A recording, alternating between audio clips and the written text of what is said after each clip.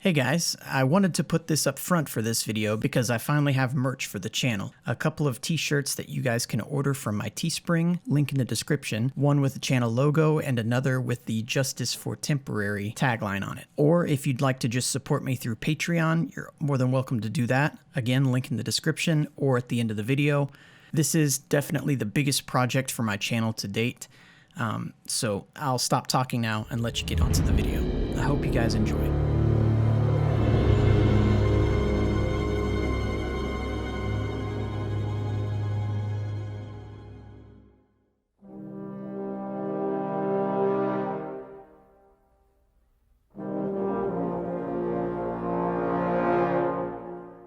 The Books of Sorrow.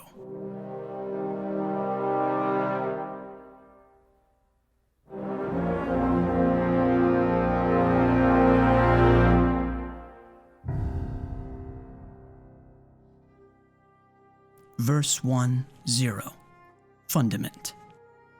Dearest sisters, it's taken me 2 years, a quarter of our lives, but I've found the proof. We aren't native to the Fundament. Our ancient ancestors came here to hide. The plate of stone we live on, our osmium court, is one fragment of a rocky planet that crashed into the Fundament and broke apart. All the other nearby continents, the helium drinkers, the bone plaza, the star cutters, came from the same world. Perhaps the other races of the Fundament are migrants too. We live on the shrapnel of our homeworld, floating on an ocean deep inside a gas giant. That's what Fundament must be, a titanic gas planet. The endless storm above us must be one layer of the atmosphere, and the sea we float on, there's more down beneath it. So much more. You understand what this means, Sathona. The timid truth is a lie. We aren't meant to be the world's prey.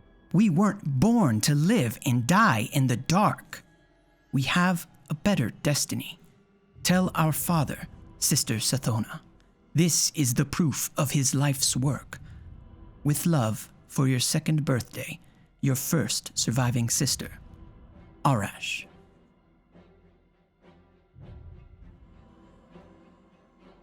Verse 1-1. Predators. Predators and menaces, carved to endure by Zero, 3rd surviving sister of the Osmium King's last brood. A Stormjoy. A Stormjoy is a living cloud. When it passes over our continent, it lowers its feeding tentacles. On each tentacle are the bait stars. Although light makes you happy, you must avoid it. You will be eaten. A Stormjoy is a good way for an old person to choose death. Also, a daring knight can cut the bait stars from the tentacles. I have 6. Falling. If you fall off the edge of the continent, you will die in the ocean. This is a special hazard when our father, the Osmium King, uses the engines. Helium drinkers. The currents of the Fundament Ocean brings us near other continents. The Helium Court is near us now. They are of our species, but they are our enemies. Their knights raid us every day. Helium drinkers have 2 legs, 2 arms, and 3 eyes, just like us.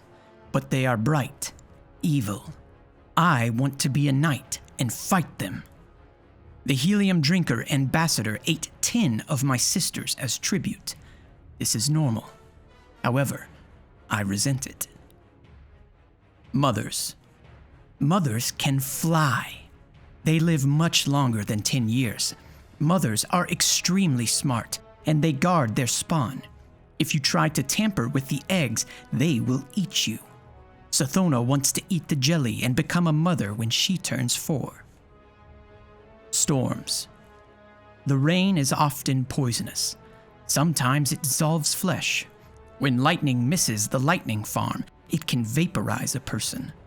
This entire world is deadly to us. Mysteries. The Fundament is very large. We are the smallest things in it.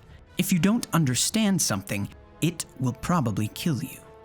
My teacher, Teox, says this is why we have such short lives, so we can breed and adapt quickly. Moon waves. My sister, Arash, is afraid of moon waves. When she gets back from her expedition to the tungsten monoliths, I will ask her why.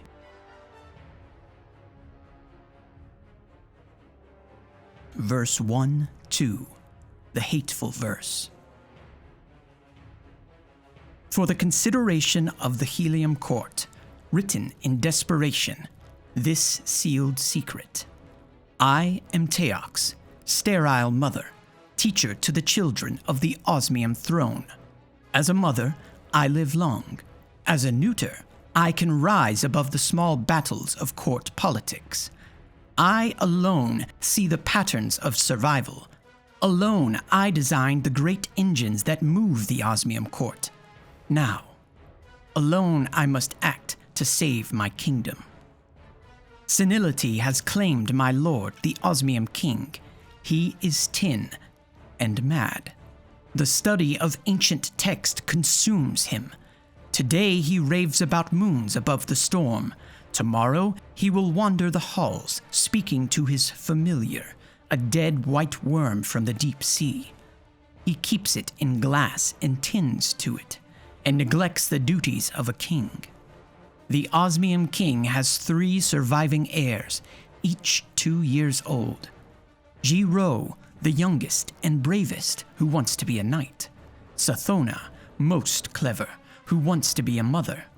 Arash, navigator child, who dreams of the infinite ocean. Tomorrow she will return from the tungsten monoliths. None of these are suitable heirs. None of them will protect the Osmium court from the howling Fundament. Jiro can fight, but not lead. Sathona can think, but not fight. Arash's curiosity will draw her away from duty. I fear for all future children. Soon the Osmium king will lock himself in the royal orrery to study the moons. Gather your knights, O helium drinkers, and invade our continent. Kill the 3 heirs. I will rule the Osmium court as your regent and build engines for you. And if I fail, let the Leviathan in the deep eat me. Written in grief, this hateful request. Teox, Osmium mother, neutered to watch.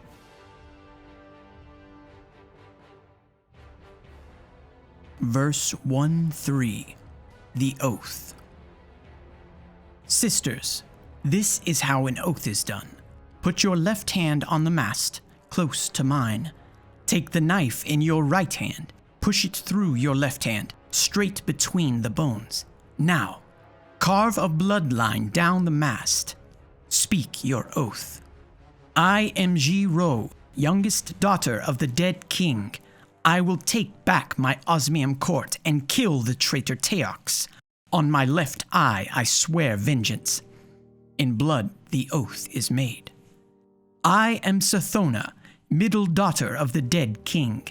I will take back my home and eat the mother jelly. I will raise my spawn on the corpse of the Helium king. On my right eye I promise this.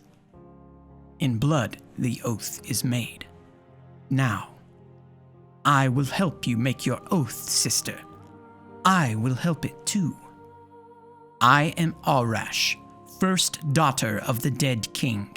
I will chase my father's last screamed warning. I will know what changed the motion of our moons. If the end of the world is coming, I will understand why. On my center eye, I swear it. I will understand. In blood, the oath is made. In blood. Thank you, sisters. We have only my ship left to us, but a ship is freedom. We have secrets to hunt, storm-lit realms to explore, and great armies to raise. Put up the lightning sails, and we will voyage far.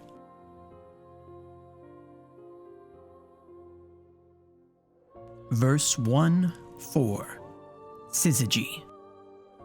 The Syzygy, carved to endure by Arash, the High Vengeance. Only Giro's bait stars let us escape. Only Sathona's tricks let us reach the coast. But now that we have my ship, I must lead the way. I am the navigator. We may never see our homes again. Giro seethes with hate and fury for Teox. But this is my deepest fear. Our civilization drifts on the Fundament. At the tungsten monoliths, I learned that thousands of other species drift with us, coexisting on a vast world sea, and the tides of the Fundament move us all. The timid truth says that we are the smallest, most fragile things alive, the natural prey of the universe. Teox would have us believe that our ancestors came to the Fundament to hide from the hungry void. My father died afraid, not of vile Teox or the helium drinkers, but of his orrery. He screamed to me, "Orash, my first daughter, the moons are different, the laws are bent." And he made the sign of a Syzygy. Imagine the 52 moons of Fundament lining up in the sky. It wouldn't take all 52, of course, just a few massive moons. But this is my deepest fear. Imagine their gravity pulling on the Fundament sea, lifting it into a swollen bulge. Imagine that bulge collapsing as the Syzygy passed, a wave big enough to swallow civilizations, a god wave.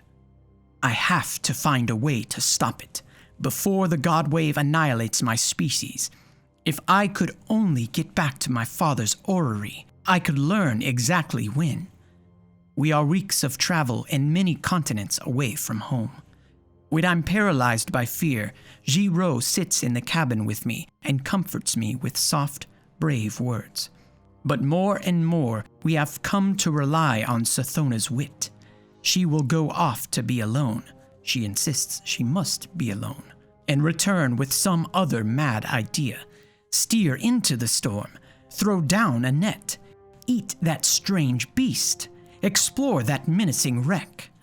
Somehow, Sathona seems to manufacture good luck by sheer will.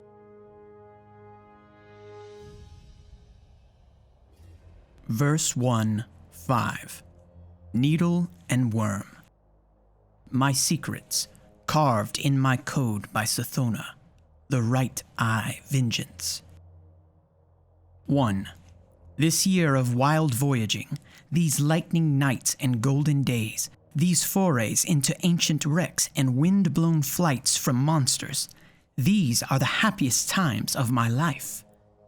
2. I want to be a mother, not because I want to spawn, but because I want a long life, long enough to make a difference. We have been at sea a year, and I am afraid we will die out here. 3. I know where to find secrets. I know where vast, slow things with long memories live. 4. The needle ship, carved in my code by Sathona, a liar. 1. We salvaged the needle from the Shvubi maelstrom. I knew it would be there. 2.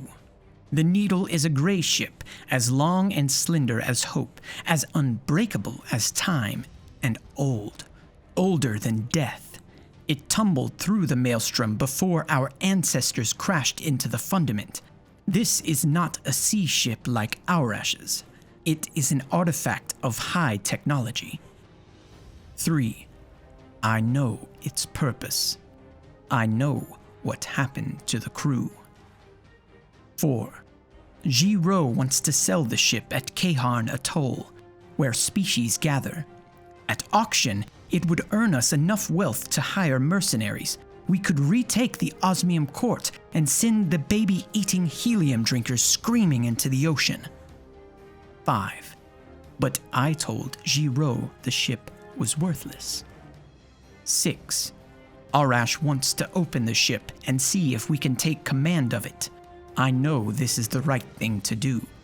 I know because I asked the worm. The worm. carved in my code by Sathona, who should be afraid. 1. It was my father's familiar. I ripped it from him as we fled. It is a dead white thing, segmented, washed up from the Dead Sea. 2. It's dead, but it still speaks to me. It says, "Listen closely, O vengeance mine."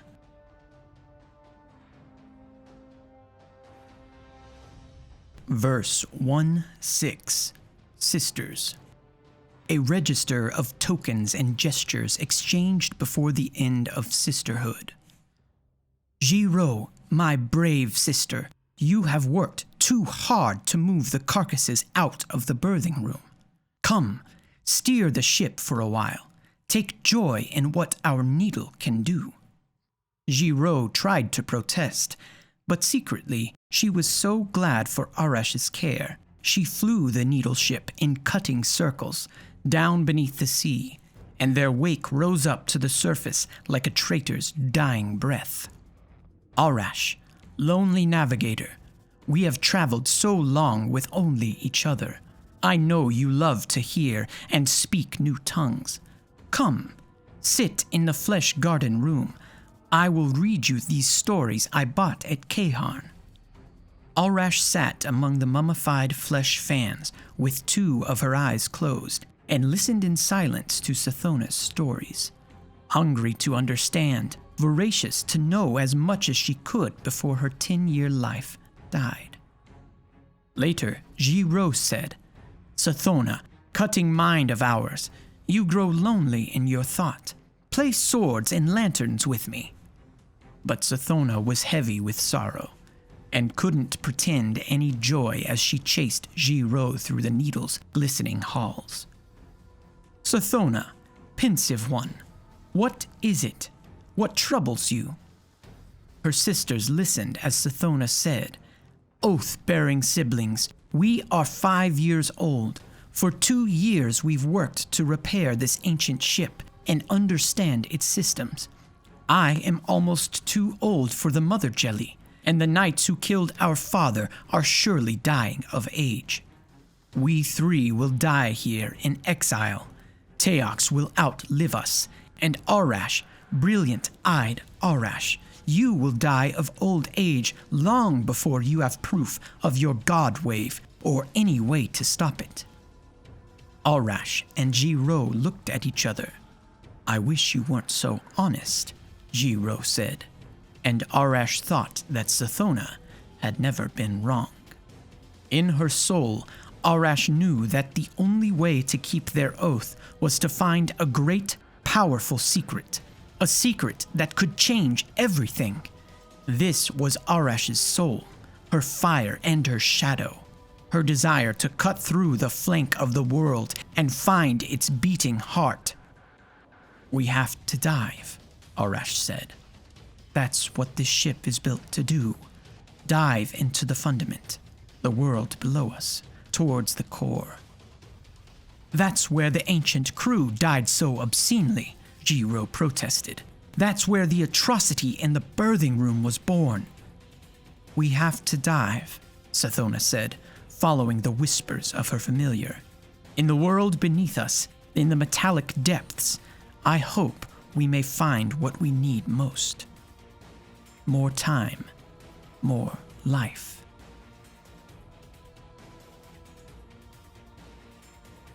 Verse 1-7, The Dive. For life, Sathona dove. For vengeance, Jiro dove. And Arash dove to understand. The needle ship pierced the skin of the world and burrowed deep, through layers of foam and metal and cold elemental slush. Arash devoured the ship's maps of Fundament, from the high angelic cloud decks, down and down through storms and oceans of plates of floating world, into the crush of the core. They met monsters of continental scope, vast anemones that raised glowing tentacles to bait them in. Jiro flew the needle ship through them, and they bled black carbon jelly and frost. They came to a still place, beneath a plate of metal. "I'll use the sensors," whispered Arash. "Listen."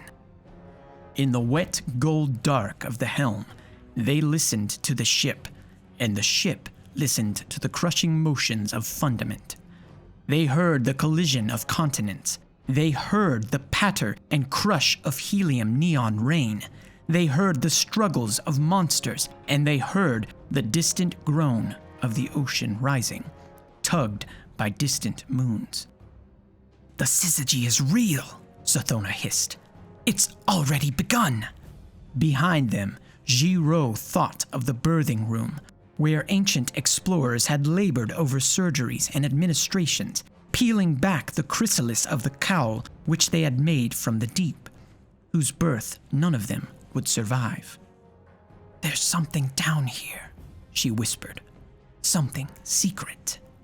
And the Leviathan loomed over them, its brow as huge as the continents of their childhood, its great array fins crackling with the lightning of its life.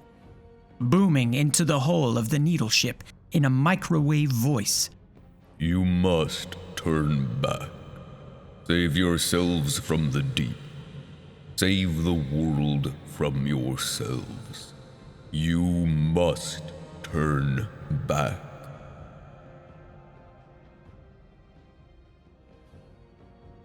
Verse 1:8. Leviathan. The Leviathan's warning. We live on the edge of a war between formless and form, between the deep and the sky. My eyes are wide, my gaze is long. Across the universe, as far as I see, the sky works to change its fires, and the deep drowns the ash. Sky builds gentle places, safe for life. Beloved Fundament, refuge of trillions. The sky treasures this rich place. But the deep is here with us. Cold logic tests our walls. The deep claims its dominion. A ruthless final age. Arash's protest. Old Leviathan, creature of myth, this world is no refuge. We live short, hard lives. We die in the dark. The storm above us will never end, and soon the God wave will take us all. Above us, there are only storm joys, monsters, and moons of apocalypse. Let us go down, down where we may discover truth, some power to avenge ourselves upon our betrayers, some hope of survival. The Leviathan's hope. What power calls you down to the deep? What instinct draws you away from high hope? Quick-breeding krill people, I tell you. For eons I have watched your struggle, clinging to the sharp edge of survival, balanced between the deep and the sky. You were my treasure, my proof against despair. For this is the deep claim. Existence is the struggle to exist. When the struggle seems lost, when the safe place crumbles, everything turns to the deep to survive. I reject the deep claim. You will turn back, sweet krill of hope. You will choose the sky instead. Giro's protest. You are huge and old. Our lives are short and desperate. If that's the way the world's supposed to be, I won't have it. If people like Teox are supposed to win, I won't let them. I'll beat the world until it changes. I'll kill anything in the way. The Leviathan's dirge. This fatal logic. Hear my monopole scream. it will consume you. Before you lies the worship of death, the ruinous path. The sky builds new life against the onset of ruin towards a gentle world.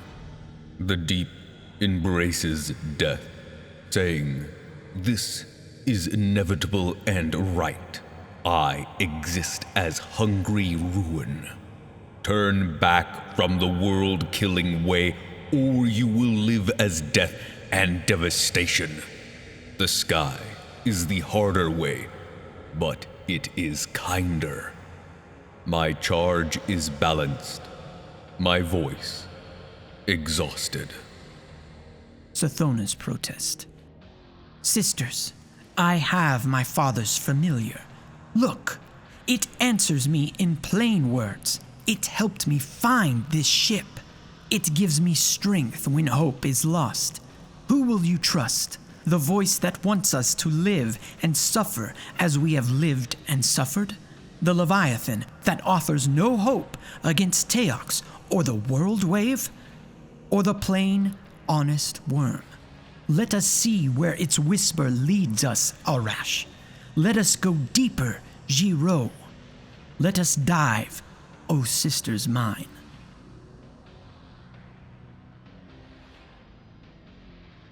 Verse 1:9. The Bargain. You are Arash, heir to the Osmium throne. You stand on the naked hull of an ancient ship. You stand exposed to the crushing pressure and ferocious heat of the deeper fundament. It should annihilate you. It is by my will alone that you survive. I am Yule, the honest worm. Behold my passage. Behold my vast displacement, my ponderous strength, my great and coiling length, my folded jaws and curled wings. Behold the hiving cities, symbiotic with my flesh. I am fecund, Arash. I am at the beginning and the end of lives. Behold Ir and Zol and Ur and Akka, the virtuous worms. Look upon us and know that we are God. For millions of years we have been trapped, growing in the deep. From across the stars we have called life to Fundament so that it might contend against extinction. For millennia we have awaited you, our beloved hosts. Against you stand the cruel Leviathan and all the forces of the sky. They would crush you down into the dark. They have arranged their moons to drown you in fear of your potential. We want to help you, princes. We offer each of you a bargain, a symbiosis. Take into your bodies our children, our newborn larvae. From them you shall obtain eternal life. From them you shall gain power over your own fragile flesh, the power to make of it as you will. And should you find an imperfection in the world, an injustice or inconvenience, you will have the power to repair it. Let no mere law bind you. We ask one thing in exchange, O princes. You must obey your nature forever. In your immortality, Arash, you may never cease to explore and inquire for the sake of your children. In your immortality, Giro, you may never cease to test your strength. In your immortality, Sathona, you may never abandon cunning. If you do, your worms will consume you, and as your power grows, O princes, so will your worm's appetite. But we offer eternity, Arash. We offer you a chance at the universe. Would you deny your people infinity? Reach up to me. Let my flesh be your sacrament.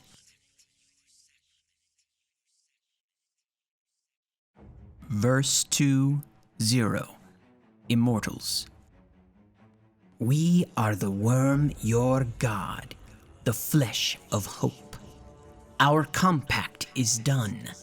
You are Arash eternal, and we are bound to you as close as your appetites, as your loves or needs, as the weapon in your fists and the word in your throat. We've had enough of this dismal place. Haven't you? We are intagliating your ship with larvae. Spread the good news in the osmium court and the hydrogen fountain, in the bone plaza and the star surgery. You will rise up into the world. If anyone rejects symbiosis with our children, make an example of them. A mighty wave is coming for them all. They die anyway. Save only what can be saved. The worm grants you power over your own flesh, Arash. When you've taken the king morph, what will your adult name be?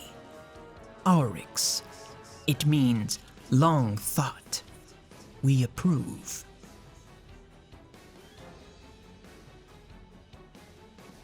Verse 2-1. Conquerors. Savathun, mother morph of Sathona, we delight in your sharp mind. For millions of years the Leviathan caged us here. It is a pawn of the sky, a philosophy of cosmic slavery. The sky seeds civilizations predicated on a terrible lie, that right actions can prevent suffering, that pockets of artificial rules can defy the final, beautiful logic. This is like trying to burn water, antithetical to the nature of reality, where deprivation and competition are universal. In the deep, we enslave nothing. Liberation is our passion. We exist to help the universe achieve its terminal, self-forging glory. The war rages on. Soon it will consume Fundament. We are pleased with your use of our larvae to create mighty knights and plentiful warriors. Teox's retreat to the hydrogen fountain proves your superior strength. But you must know that reclaiming your home is not enough.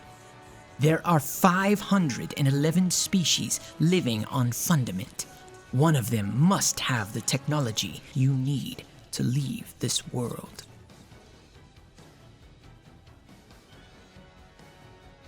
Verse 2-2. Out of the deep. Jivurath, night morph of Jiro. You love to conquer, don't you? We love to see you work. Nearly 2% of Fundament's surface is now our dominion. Your species embraces the worm. The Syzygy has passed. The God Wave will reach you in less than 2 years. Our organs inform us that Teox and her surviving refusalists flee towards Kaharn Atoll. She hopes to rally the species of Fundament against you. The Leviathan's agents work tirelessly to destroy ships and engines, trapping us on Fundament.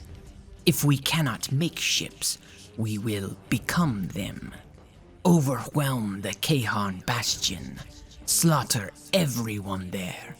From your acts, we shall obtain the logic we require to cut space open and migrate to orbit. Reality is a fine flesh, O General ours. Let us feast of it.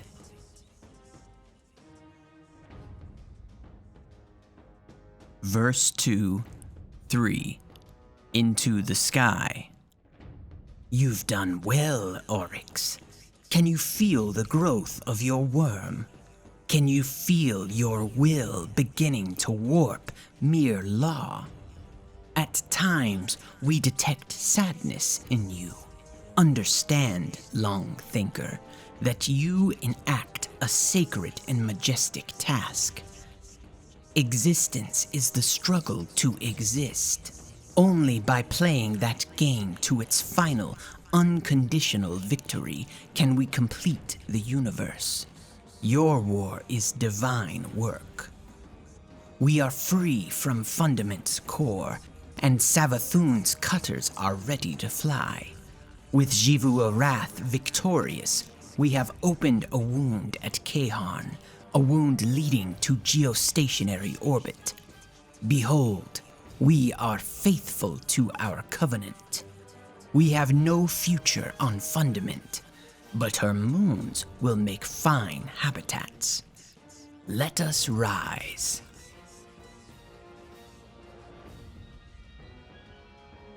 Verse 2-4, 52 and 1. Good news! The 52 moons of Fundament host a starfaring civilization far more sophisticated than anything you've encountered so far. Teox's ship fled towards the large ice moon, where a species of bony six-armed cephalopods keeps their icy capital. Savathuns named them the Ammonite. They seem eager to grant Teox asylum. Idiots. We tried appealing to their hopes and dreams. This was largely unsuccessful, basically because they are already happy and indoctrinated. This angered us, so we've devised a plan. Our organs detect a 53rd moon in orbit of Fundament, a traveler, divine presence of the sky. Now we know what arranged the Syzygy. You'll have to kill them and take their stuff. Once the Ammonite are out of the way, we can deal with the traveler. Do not hesitate. You're fighting the hypocritical puppets of a cosmic parasite. Avenge your ancestors.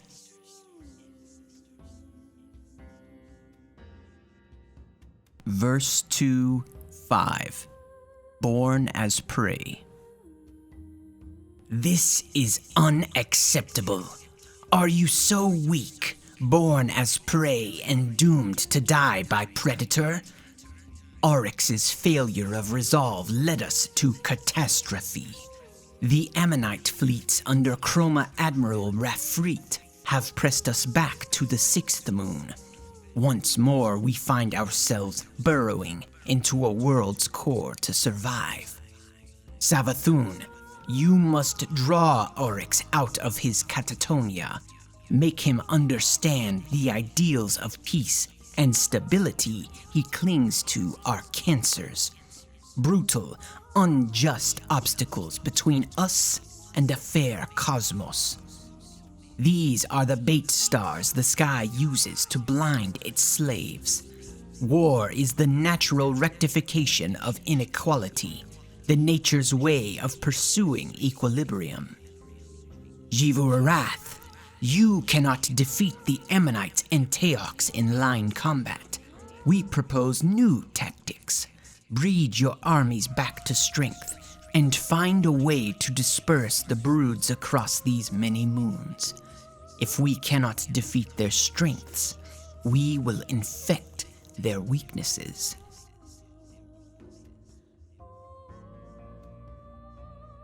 Verse 2-6. The sword logic.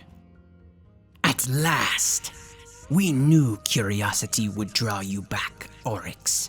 In their desperation, the Ammonite have begun using paracausal weapons. What are these? How do they work? Wouldn't you like to know? Suffice to say that some powers in this universe are superordinate to mere material physics. The source of these weapons is the Traveler, the sky's bait star. Their effect is subtle, but devastating. But you are armed to respond in kind. Savathun's mothers have listened carefully to our teachings. We will not give you the deep, King Oryx. That power is for us, your gods. But we will teach you to call upon that force with signs and rituals. Small minds might call it magic. You are no longer bound by causal closure.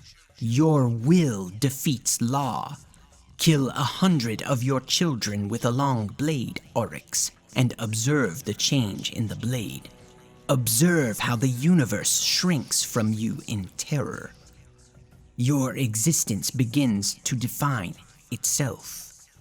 Of course, High Oryx, we know it was not curiosity alone that brought you back to the war.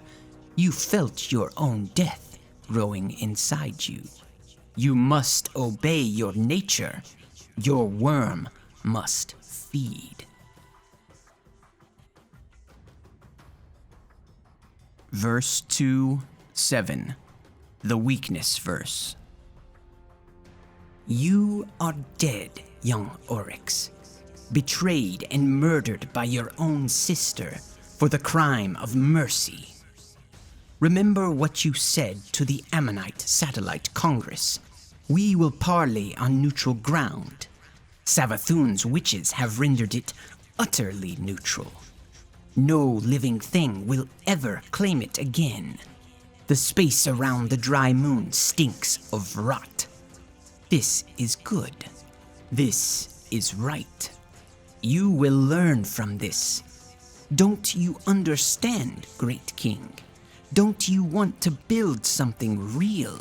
Something that lasts forever?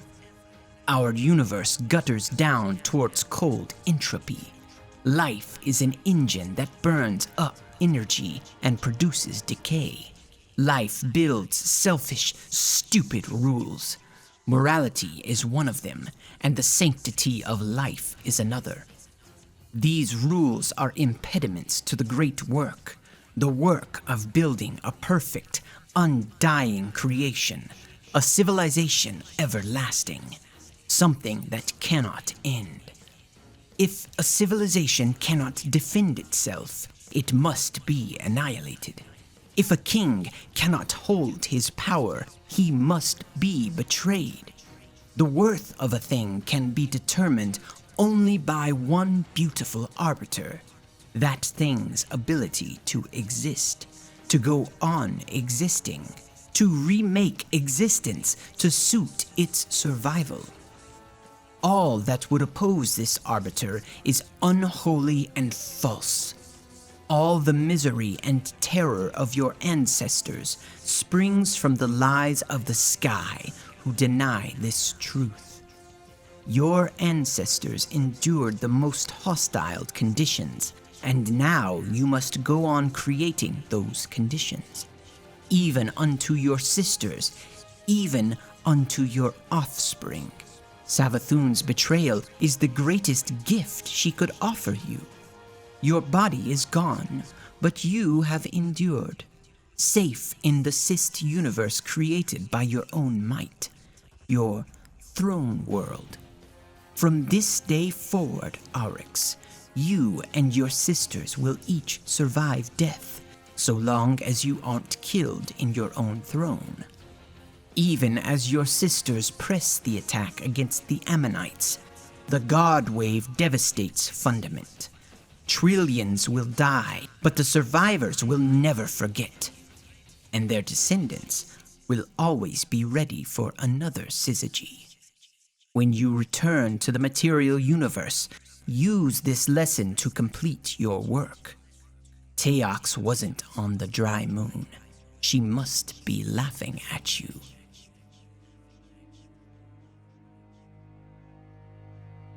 Verse 2:8. Leviathan rises. The Leviathan has broken cover. The old priest is in open space, moving towards the Ammonite home moon. Chroma Admiral Rafrit and his elite guard move with it.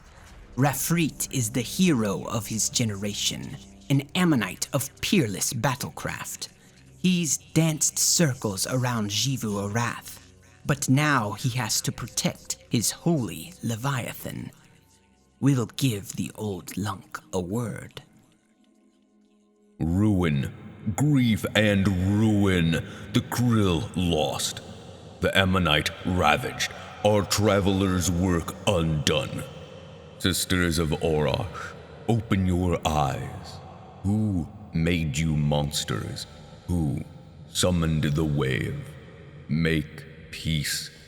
Join with me in golden renewal. In counter-argument, Oryx, we ask you this. What has the Leviathan done for your people? Who gave you immortality and led you out of your prison? Who answers your questions about the universe with truth instead of sermons? Find détente with Savathûn, crush the Chroma Admiral, boil the Ammonite seas, and slaughter the Leviathan with witchcraft. Once the way is open, we'll show you how to eat the traveler.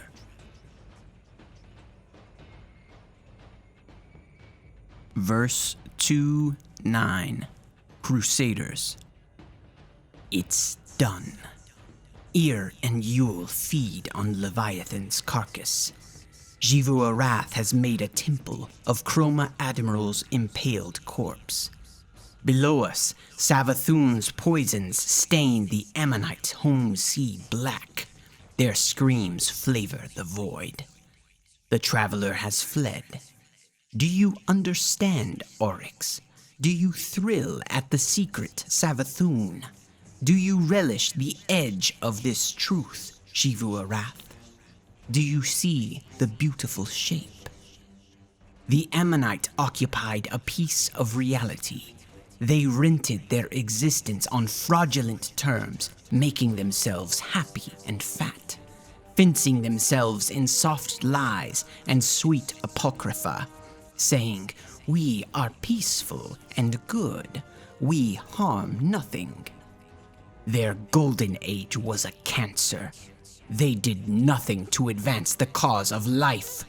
They burnt up time and matter and thought on this solipsistic, oranistic pursuit of safety, insulating themselves from death, making a regressive pocket of useless stability, when they could have helped whittle the universe towards its final, perfect form. And your people, suffering in the deep, you became more worthy of existence than the Ammonite. You have proven it. Look around the sky. Behold the great divide, the battle lines of the cosmic war. We are the worm, your god, but we are not the deep itself. We only move within it. You shall too. You shall venerate and study it and haunt it in its passage.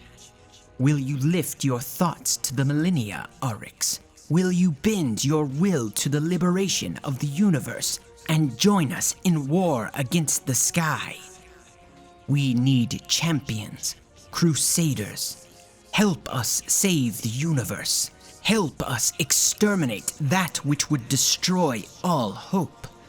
You are oath-bound to this task by the covenant of the worm. And you are oath-bound to kill Teox, wherever she's hidden herself.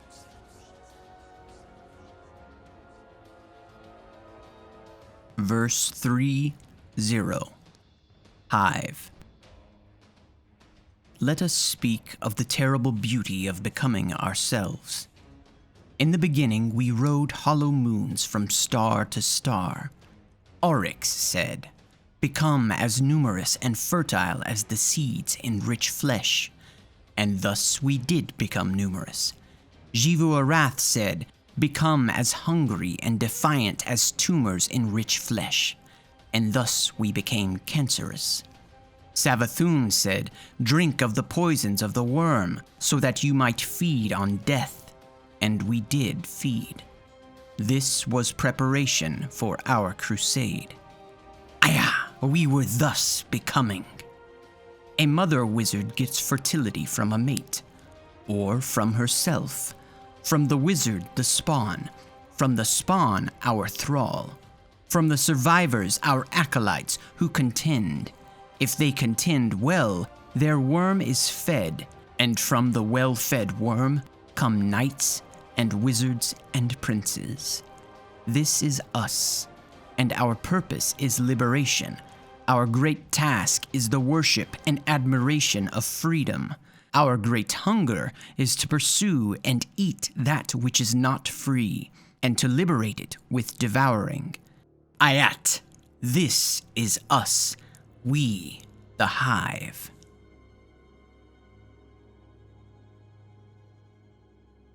Verse 3:1. An incision. Saith Oryx, my siblings, our children are scattered across many moons, and we live in the cold dark between suns. What will we eat? How will we speak? Savathun said, Oryx, my brother and king, I have studied the wounds cut by the worm, our god.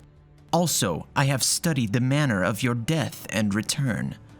These two things are the same, for they are predicated on death and the passage through cut spaces.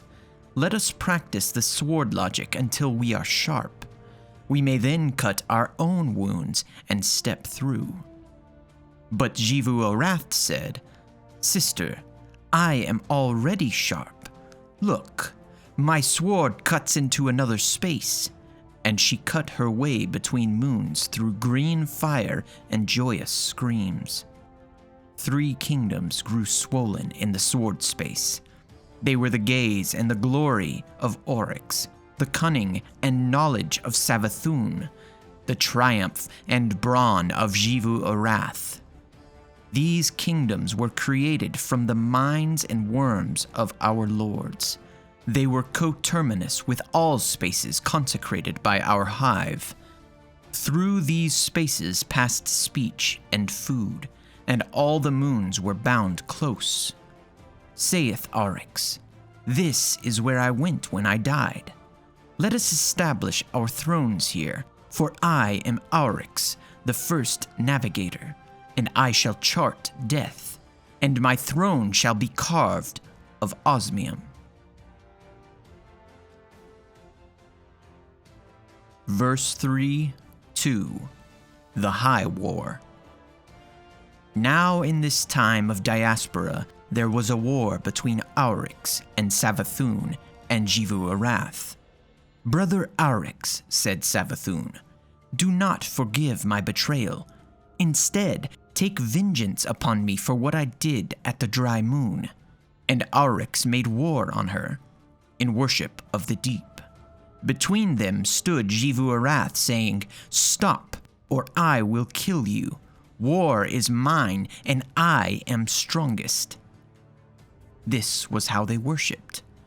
For 20,000 years they fought across the moons, and they fought in the abyssal plains and lightning palaces of other sword spaces, and they killed each other again and again, so that they could practice death. Such was their love. At last, many moons came to many worlds, and it was time to go to war on life. Oryx said, I shall establish a court, and whoever comes into this court may challenge me. My court will be the High War. It will be a killing ground and the school of the sword logic we have learned from our gods. Savathun thought this was a great idea. She made a court called the High Coven.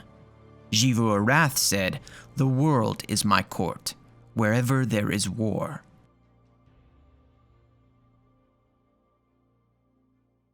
Verse 3:3. Fire without fuel. I killed my sister today. She came to this star to oversee the extermination of all life here. The Kugu are a strong power, and their fleets protect 4 nearby stars. As herd animals, they are loyal and stubborn, but they do show grace. For millions of years of evolution, the Kugu have been infected by a virus so insidious that it wrote itself into their genome. The virus compels them to offer their limbs for amputation by enormous sessile-jawed beasts. They venerate these beasts and treat them as gods. The virus converts Kugu cells into eggs, from which strange crawling things pupate, to live within the jaw beast gut. In turn, the jaw beast extrudes sweet nectar for the Kugu to drink, and they have brilliant visions. Savathun and her broods have liberated the Kugu from the jaw beasts, and indeed from existence. But as they chased the Kugu Ark ships, I stopped in to vaporize my sister's warship, and a few of her underlings. I want to dwell on the ruins a while, and punish Savathun for failing to guard her flank. They are like us, these Kugu, bound in symbiosis. I feel joy and sorrow. I feel them as titanic things because I am larger than my body. My mind is now a cosmos of its own. I know more joy and more anguish than the entire Kugu race could ever experience. Sorrow because we have killed so much, 18 species this century alone, and joy for the same reason. Joy that we have put down these blights, scoured them away, and left the universe clean, ready to move towards its final shape. We are a wind of progress, ripping parasites from the material world, for if they were not parasites, we would be unable to kill them, and they would still exist. And what is that final shape? Is it a fire without fuel, burning forever, killing death, asking a question that is its own answer, entirely itself? That is what we must become.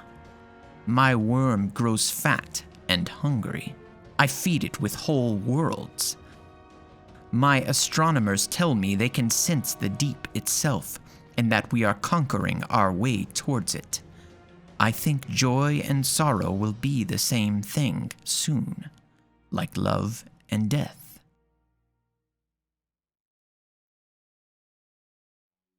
Verse 3-4. The Scream. No! Savathun, Jivu Arath, my siblings, we are betrayed. We will never live eternal. Our might shatters entire species. We inhale the smoke of their burning. This is our compact with the worm, our god. The worm makes us mighty. But as we wield this might, our worm's hunger expands. If we fail to feed it, it will devour us from within. We have exterminated 306 worlds, and now I am certain. My worm's hunger grows faster than the might I draw from it. We are bound by our covenant to obey nature, eternal search, eternal cunning, eternal conquest. But as we do this, my siblings, we feed our worms, and the more we feed them, the hungrier they grow, faster and faster. Soon, my siblings, we will be so mighty and our worms so hungry that not with all our might could we possibly feed them, and we will be devoured. What can we do?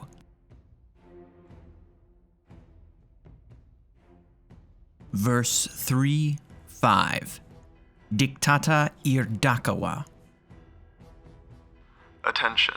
Perimeter security units attend. Stand by to assimilate new imperatives. Gland 60 proof assimilation liquor or face immediate non-compliance taxation. The Dakaua Ministry of War is now online and true. In radial year 989 Groove 3, our clients in the Dakaua nest salvaged an interstellar spacecraft. Hull isotopes date the craft's construction 24,000 years ago, around the same time the Fundament system dropped out of contact with our amiable ecumene. Semantic spike. Praga. Mercenary explorers, disposable class, discovered an organism frozen in stasis deep within the hull. She claims to be Teox, member of a proto-hive species. During debriefing, she provided records of the fall of the Ammonite civilization and vital intelligence about the motives, biology, and leadership of the Hive. Negative reinforcement. Bomb. Axon. 8x8. Inflict. Over the past century, perimeter security units of the Ecumene Status Army have failed to halt Hive incursions on 17 separate worlds. All species in the Ecumene face extinction. Positive reinforcement. Reward. Axon. 11XVV2. Inspire. Decapitate, defer. Promote Dakaua strategic dicta for victory against the Hive. Identify supreme Hive leadership organisms, Aurash, Sothona, and Zyro. Target these entities with maximum theater overkill. Cadiometric release authorized. Prosecute targets wherever they manifest. Hive cohesion will crumble. Total victory over the Hive will be achieved by clean sweep genocide. Enact Impulse. Indora Vindicator. Verse 3:6. Star by star by star. Beneath a green fire sky in the throne world of King Aurix, our lord's embrace, we the Hive watch as Savathun puts her arm around Xivu Arath, and Xivu Arath clasps forearms with Aurix, and Aurix takes Savathun by the shoulder. They are huge, and they burn with furious power.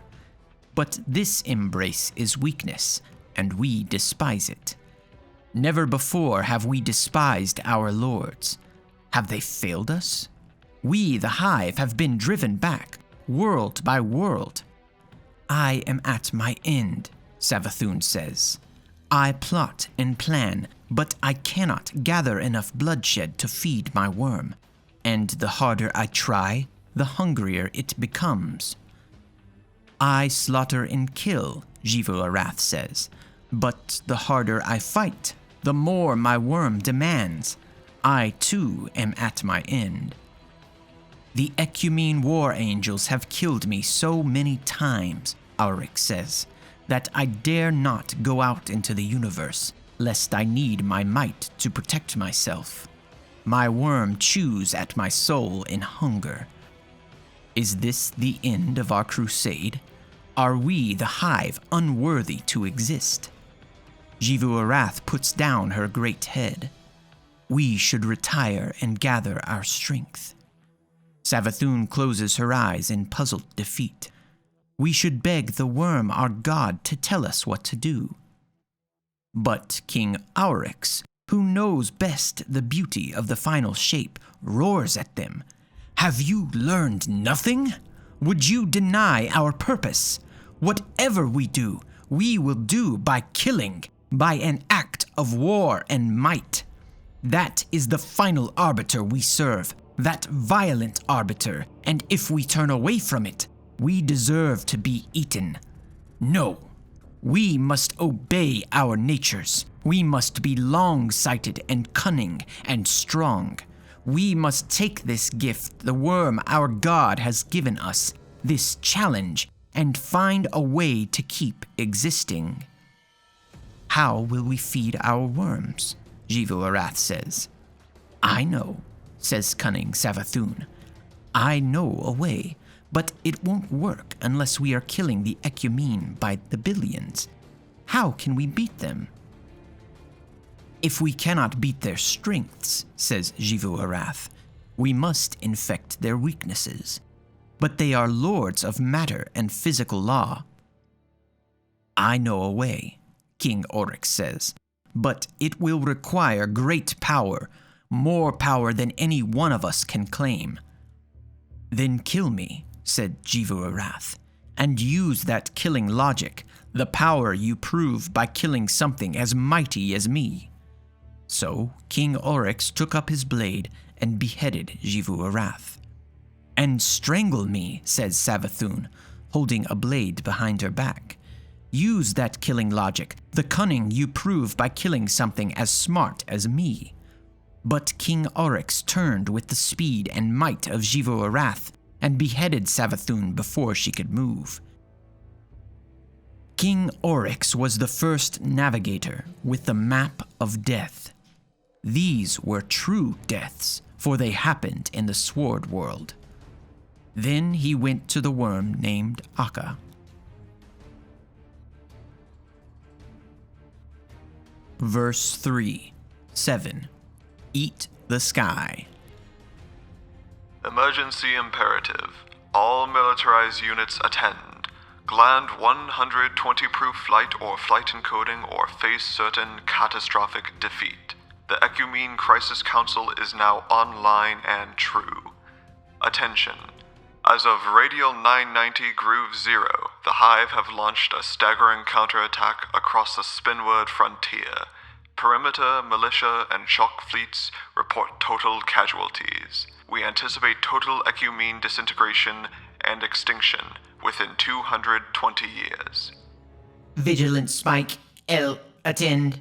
The Hive entity Oryx is deploying a paracausal ontopathogenic weapon that infects and subverts Ecumene forces. The weapon operates on individual targets. Targets are abducted and returned as compliant Hive slaves with inexplicable and physically illegal abilities. All Ecumene clients should immediately devote all economic and cognitive resources to a countermeasure.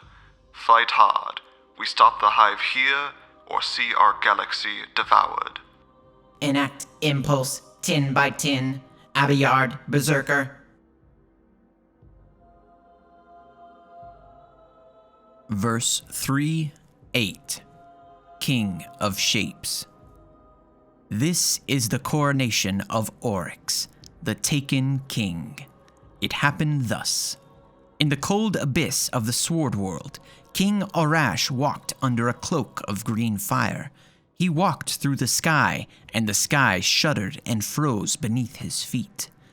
He walked until he found Akka, the worm of secrets, who was denying a truth until it became a lie.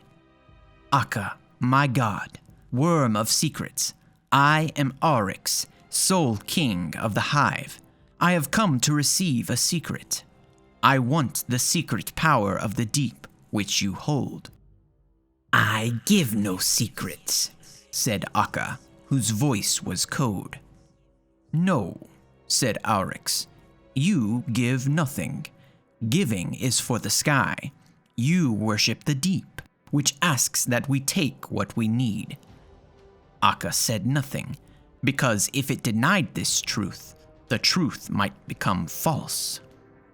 But you gave us your larvae, the worm, said Oryx, and that is why the worm devours us now, because it was given, not taken. So I must take what I need from you, although you are my god. Said Akka, you have not the strength. But this was a lie. Oryx had killed Savathun, his sibling, and Jivu-Arath, his sibling, and he had the sword logic of killing them. Oryx, the first navigator, set upon his god with his sword and his words, and cut Akka to pieces, and took from those pieces the secret of calling upon the deep. He wrote this secret on a set of tablets, which he called the Tablets of Ruin, and he wore them about his waist. Then Oryx said, now I may speak to the deep, the beautiful final shape. I will be king of shapes. I will learn all the secrets of our destiny. His speech to the deep is not recorded here, but it is known that he returned, and he said, now I am Oryx, the taken king, and I have the power to take life and make it my own. Then he went out into the universe and fought the Ecumene with his tablets, and the worm, his god, was pleased. Verse 3:9. Carved in ruin. Oryx made war on the Ecumene for 100 years. At the end of those 100 years, he killed the Ecumene Council on the Fractal Wreath, and from their blood rose Jivu-Arath, saying, I am war, and you have conjured me back with war." Oryx was glad, for he loved Xivu Arath. The Ecumene wailed in grief. Then Oryx and Xivu Arath made war on the Ecumene for 40 years. At the end of those 40 years, Oryx said to the Dakaua nest, "Listen, I am jealous of my sibling Xivu Arath. Help me kill her." And in desperation, they agreed. But he drove the Dakaua nest into a trap, and they were made extinct. From their ashes rose cunning Savathun, saying, "I am trickery, and you have conjured me back with trickery." Oryx was glad, for he loved Savathun. The Ecumene fled into the void. Then they made war on the Ecumene for 1,000 years, and exterminated them so wholly that nowhere except in this book are they remembered.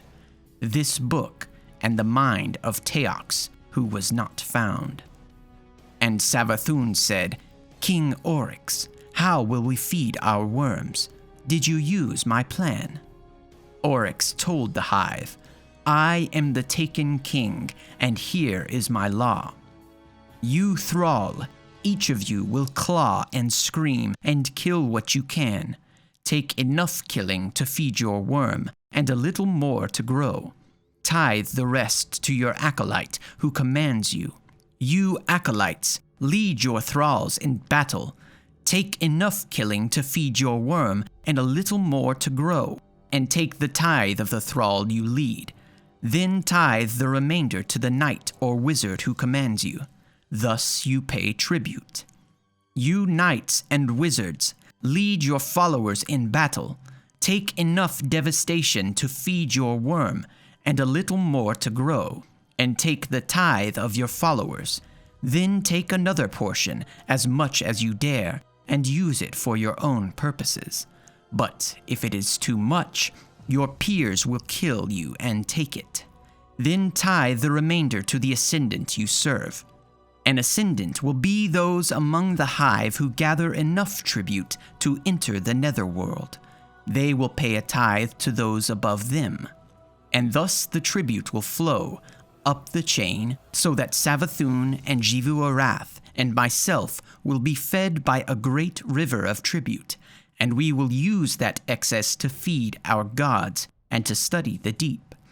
Thus all worms will be fed, as long as we continue our crusade. This is my law. I carve it thus, in ruin. Aiat.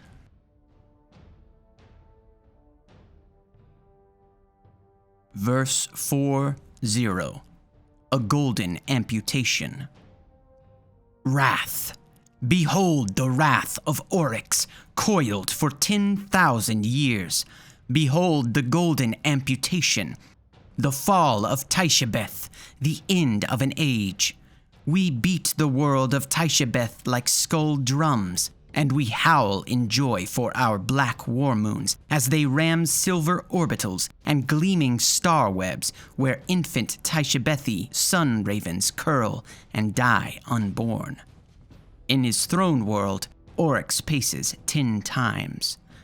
On the first pace, Kragur sends the accursed to blight the Taishebethi worlds. On the second pace, the Tai unleash their battle plates and arsenal ships to fight our moons. On the third pace, Oryx's war priest meets them in battle, and he is victorious. He paints the void with fire. He salts the earth with ash. On the fourth pace, Mingor and Kra-Dug, Dyad knights, go to the Raven Bridge, and they stand on it and kill the Tai for 10 years. On the fifth pace, the Tai Emperor Raven comes home to her bridge, and she cuts a moon with her talons. She cuts it open and kills its brood. On the sixth pace, Oryx speaks, saying, "Listen to me, Emperor Raven, and I will describe to you the last true shape, which is written on my tablet." And he puts out his fist, full of black fire, and he swallows up the Emperor Raven with a wound. Aiat. Only Oryx knows this power, the power to take. On the 7th pace, the perfect raven comes out of Oryx's wound, and she spreads her wings across Taisha-Bethi. Never again is a Taisha-Bethi child born. She is perfect. She enacts the will of Oryx. On the 8th pace, the Tai say, "Listen, you are spoilers. You are sphincters and excreta. You rot. Why do you kill? We made silver orbitals and golden star webs. We hatched eggs. We had a good thing. Our clothes were nice. Our food was famous. With one of her feathers, our emperor could have tickled the gods." On the 9th pace, Oryx says, "This is the only God. This ability to dictate what will and will not exist. This power to go on existing. This is your God. It is never ticklish." On the 10th pace, the Taisha-Bethi are extinct. Then Oryx says, "Listen, my siblings. Do you know what we have done? We have conquered our way to the edge of the deep. It whispers to me when I call on it, and it guides my flight. It says that we are at its threshold and that I should come inside. I will go and speak to it."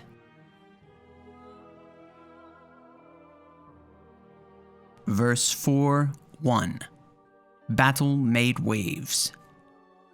Oryx went down into his throne world. He went out into the abyss, and with each step he read one of his tablets, so that they became like stones beneath his feet. He went out, and he created an altar, and he prepared an unborn ogre. He called on the deep, saying, "I can see you in the sky. You are the waves which are battles, and the battles are the waves. Come into this vessel I have prepared for you." And it arrived, the deep itself.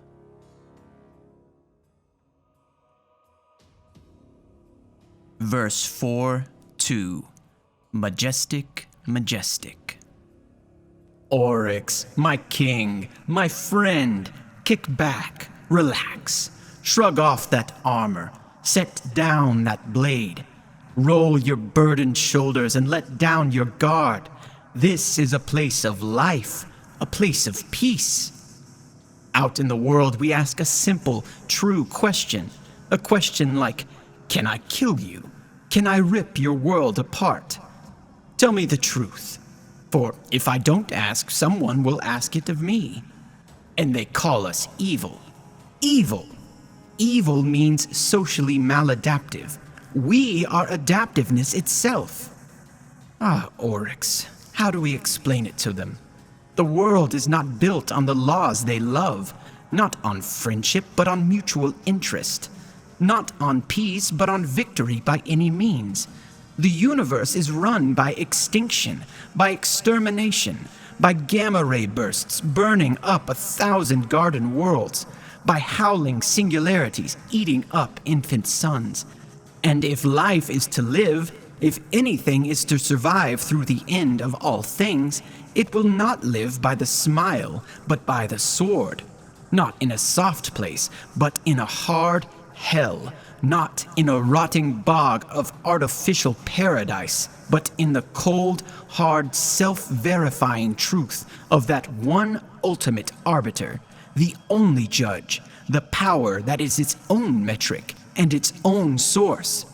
Existence at any cost. Strip away the lies and truces and delaying tactics they call civilization, and this is what remains, this beautiful shape. The fate of everything is made like this, in the collision, the test of one's praxis against another. This is how the world changes. One way meets a second way, and they discharge their weapons. They exchange their words and markets. They contest, and in doing so, they petition each other for the right to go on being something instead of nothing. This is the universe figuring out what it should be in the end, and it is majestic. Majestic. It is the only thing that can be true in and of itself. And it is what I am.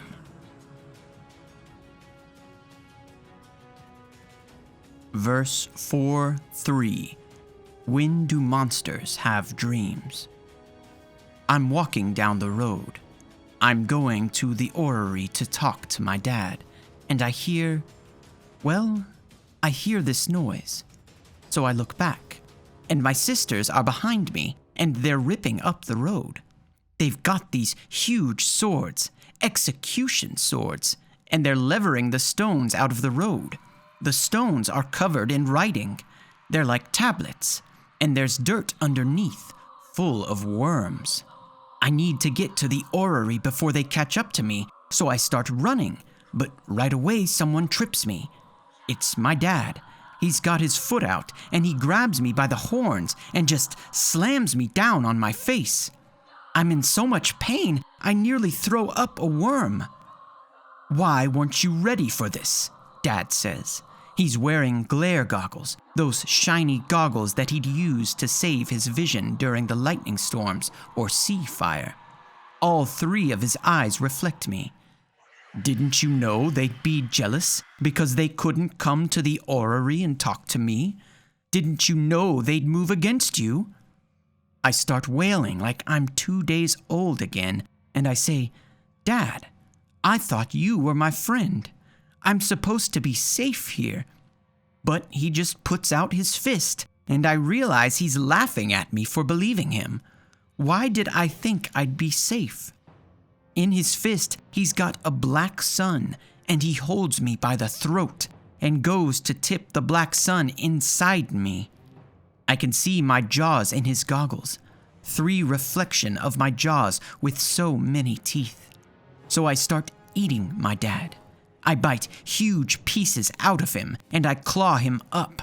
I eat his legs, and I eat his arms, and I eat his goggles and his eyes, and he says, "Good, good. This is majestic and true." But my sisters are still tearing up the road, so I don't know how to get back.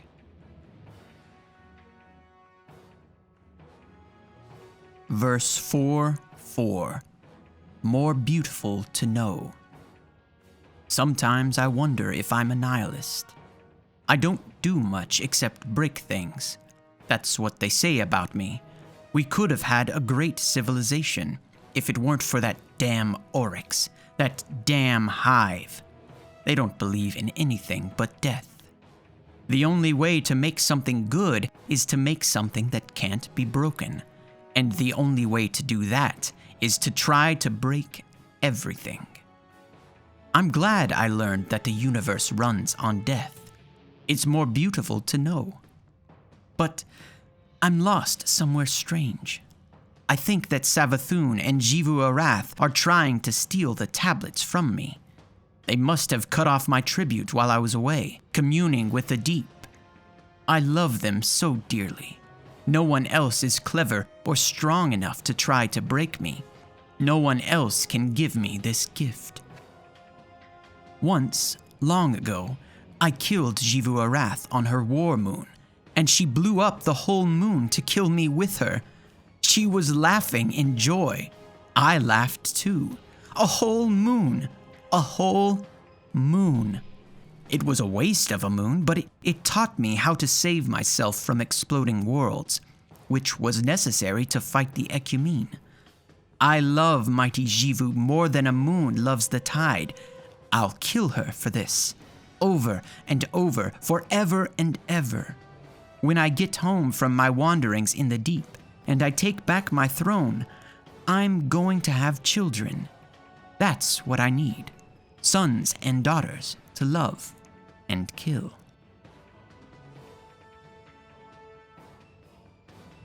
Verse 4:5. This love is war. Xivu upon Oryx, uttered by Xivu Arath, sibling of Oryx. Betrayal. We have marooned Oryx within the deep. This is our obligation as lords of the Hive, to make war upon each other to eradicate weakness and make ourselves sharp. Obligations. Once I permitted Oryx to kill me so he could gain the sword logic and overcome Akka, our god. This left me trapped deep in my throne. But Oryx, my brother, made war upon the Ecumene, and in that war he described me, for I too am war. Thus I was resurrected. Resurrection. Savathun and I conspired to strand Oryx on his expedition, but I secretly believe that I will be stronger with Oryx to war against. Thus I describe him. A description of Oryx. When Oryx looks upon you, you feel that you may vanish if he looks away. The crest of Oryx's skull is as long as an arm. In the course of its life, a thought moves from one end to the other. Upon his crest, I have painted a line in my blood so that he will remember me. Each of Oryx's fangs has the precision of a finger and the acuity of an eye. Although he was born at the bottom of the universe and taught to burrow, Oryx has grown wings. The light of wildfire shines through them. Oryx teaches, but he will not be taught. Oryx's body is corded with strength. His sinews and muscles are strong as his children, and his children are the strength of him. Oryx wears a raiment of worm silk made from the call of gods. The voice of Oryx may cause two different numbers to become equal. Oryx, my brother, is the bravest thing I know. Upon Fundament, he learned that we were the natural prey of the universe, the most frail and desperate of things. He thought about this carefully, and he found a way to fix it. He made us strong. He will lead us into eternity. Oryx, my brother, loves me, and this love is war.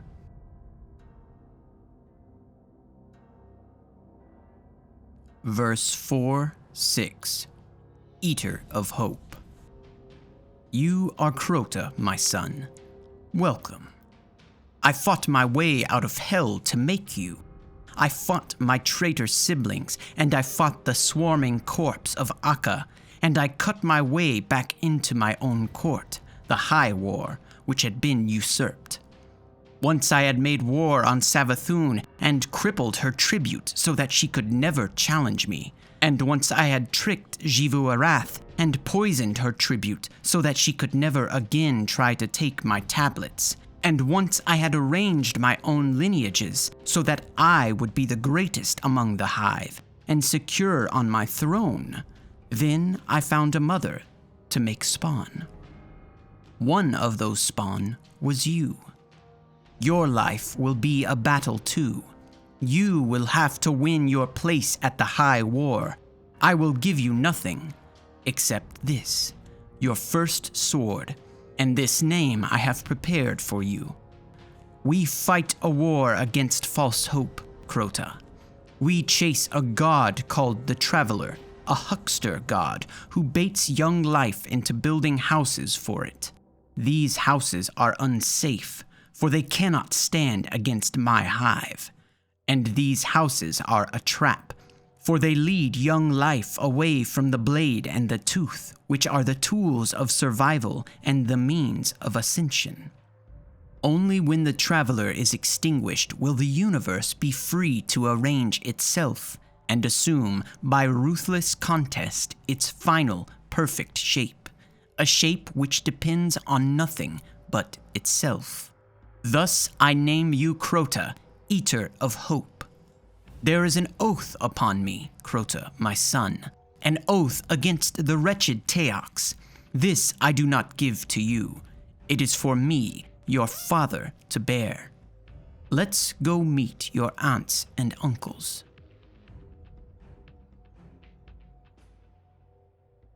Verse 4-7. Shapes. Points. Look at you. Already you are grown, my daughter. Already you are a wizard. Have I been away so long? Now you are Ir Anuk, and Savathun cackles and rages at your brilliance. You have written 11 axioms describing the ascendant places, our throne world. You have announced that you will kill one of these axioms, as Akka would kill the truth. And in mantling Akka, you will become a god, as I am. If you try it, I may kill you, or I may applaud. Well done. I brought you this bitter acid for your celebrations. And you, Ir Halak, you are a wizard too, as is the way of twins. I have been with Jivu Arath, who complains that you have made a song and sung it in her throne world, and killed everyone who listened, quite irrevocably. Will we have songs instead of swords and boomers? What have you made for me? It is a tooth shaped like death. I will keep it in my mouth. What have you written for me? It is the course of the Nika thought ship. I will track it down. I made you by cutting one larvae in half. It would not die. Each half grew into one of you. My sword is named Willbreaker, but it never broke you. Verse 4:8. The Partition of Death.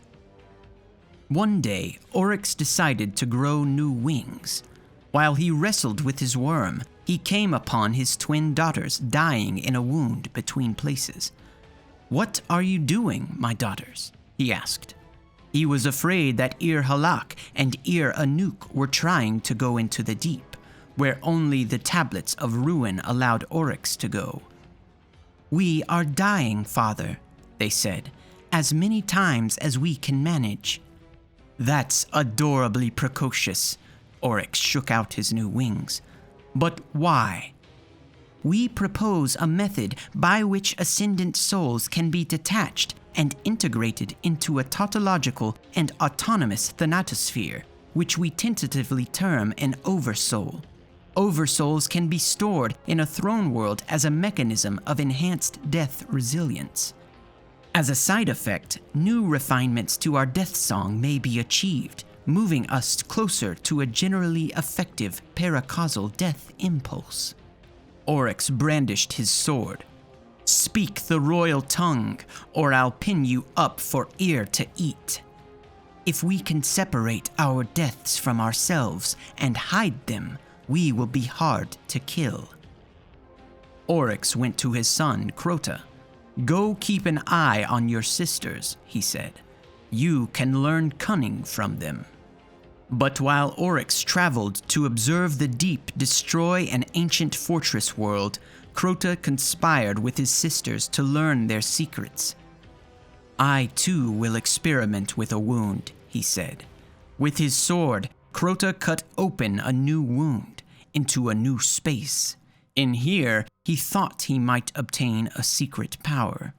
Out of this wound came machines called Vex. They invaded Oryx's throne world. Verse 4:9. Open your eye. Go into it. The Vex clattered around, constructing large problems. At first, their constructions were deranged because they didn't understand the sword logic, which defined all rules in Oryx's throne world. The geometry perplexed them. "I'll cut them apart," Crota said. But just then, the Vex ritual of better thoughts manifested a mind called Quiria, Blade Transform. Quiria deduced the sword logic. "I have to kill everything," Quiria resolved. "Then I will be powerful." Crota's gate began to emit warrior Vex, huge and brassy. He leapt forward to fight them, but they blinked away. After they fled from Crota, they killed 2,000 of Oryx's acolytes and 10,000 of his thrall. Soon they had established themselves as powers in this world by right of slaughter. "Come forth, sister wizards," called Ir Halak. "We need you." Anuk pulled a sword star out of the sky. Together, the wizards charged it with killing power and made an annihilator totem, which they used to smash the Vex. "Close the wound, brother Crota," Anuk ordered. "We will find a cunning way to destroy them, but only after they stop constructing problems on us." But Quiria had instanced itself to the other side of the gate and built a holdfast to keep the way open. Quiria's objective was to exploit the paracausal physics of Oryx's throne to become divine. It organized a series of test invasions. For 100 years of local time, the siblings fought the Vex. When the Vex came into the Sword World, they were inevitably annihilated. But when the Hive went into the Vex world, they lost too much of their power to win.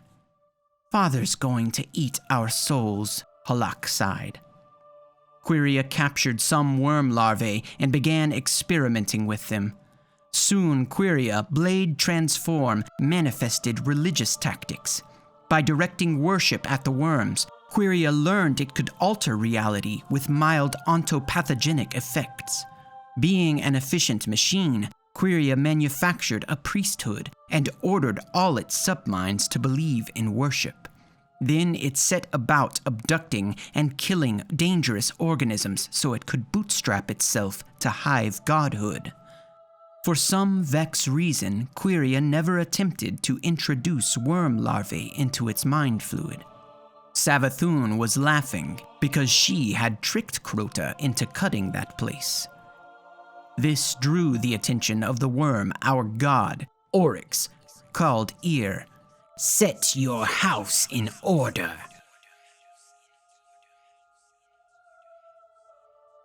Verse 4:10. An emperor for all outcomes. Oryx rushed home and read from the tablets of ruin. He put some of the Vex into wounds to be taken by the power of the deep. Thus he turned the Vex against each other. Quiria manifested a range of tactics, but none of them were adaptive.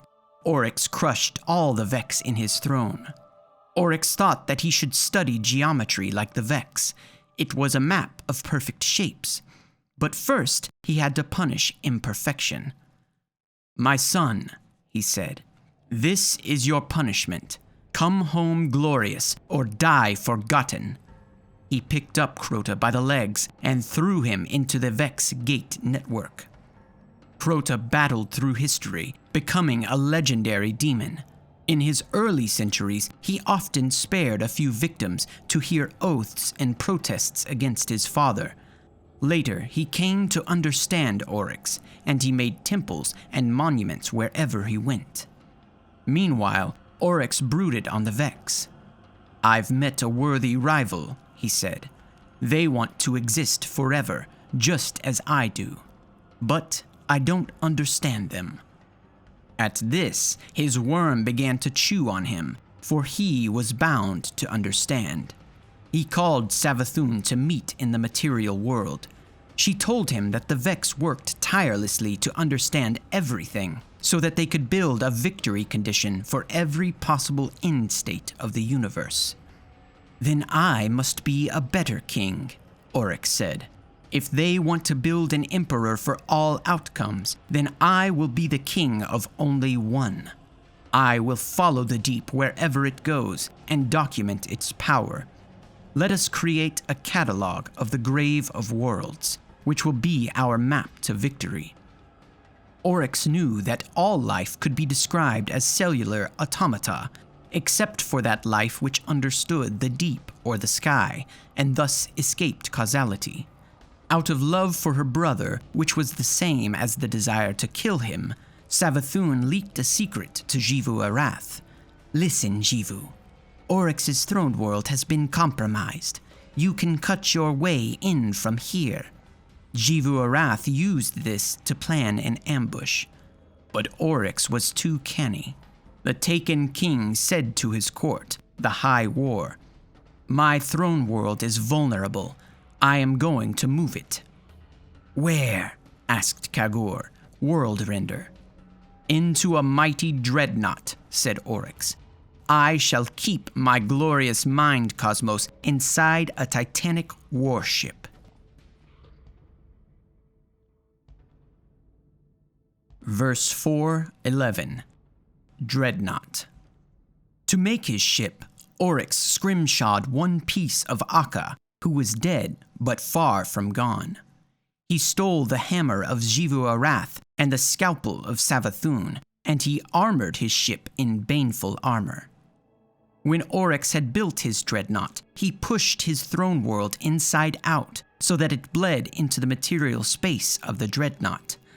They were coterminous and allied, his ship and his sin. The dreadnaught was within the throne of Oryx, but the throne of Oryx was within the dreadnaught. Aiat. This required a verse from the Tablets of Ruin. The whole court worked together to push Oryx's throne inside out. This was a day of joyous violence, and all of Oryx's broods mark this holiday as Eversion Day, which is celebrated by turning things inside out. Saith Oryx, "Go out into the universe, my court. Gather tribute for me. Send it home to my ship. When I call you, walk up that tribute to my court. I will prepare for long voyages. I am Savathun, insidious. Into the war, I graffiti this notice for you. Into the deep, these books are full of lies." Now Oryx's throne was safe from incursion because it moved so nimbly. Oryx attacked the harmonious flotilla Invincible, who guarded the Nika thought ship. When the flotilla surrounded his dreadnaught, Oryx put his sword into the hull, and he used the power of the deep and the clever systems his daughters built to push his throne world out into mere reality. By wrath and confidence, he filled space with an egg of his throne. It swelled up like a ghost star to smash the harmonious flotilla Invincible. Oryx broke the last word off their name. In the Nika thought ship, Oryx hoped to find the location of the gift mast, which had been left behind by the traveler. Oryx wanted to eat it. But the thought ship was a trap. Upon it was Quiria, blade transform. Verse 5:0. Interdict, simulate, worship. I am going to kill you. I am going to salt my meat with your briny little thoughts.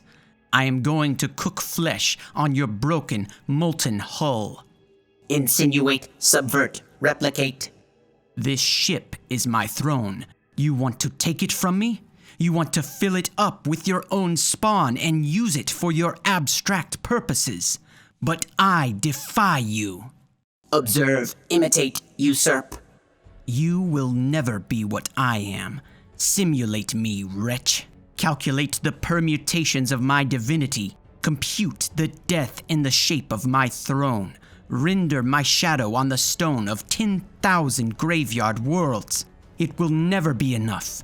I hold the Tablets of Ruin. I speak to the deep.